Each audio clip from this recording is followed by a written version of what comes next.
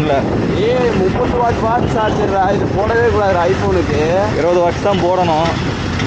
எடுத்து போனால் கண்டமாக திட்டுவான் பாரு. திட்டட்டான், என்ன திட்டானா அவ்வளோதான், வந்து இவனை ஏற்றி விட்டுருவேன்.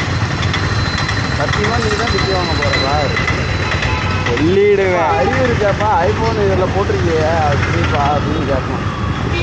50,000 ஃபோன் ஒரு 30 வாட் சார்ஜ் கூட போடக்கூடாது. இவ்வளோ செலவு பண்ணுறீங்க, ஐஃபோன் சார்ஜர் ஒன்று இல்லாத வாங்க முடியாதா அப்படின்னு கேட்பேன். அதுதான் இவ்வளோ செலவு பண்ணுறமே, சார்ஜ் நீங்கள் கொடுக்க மாட்டீங்களாடா நான் கேட்பேன்.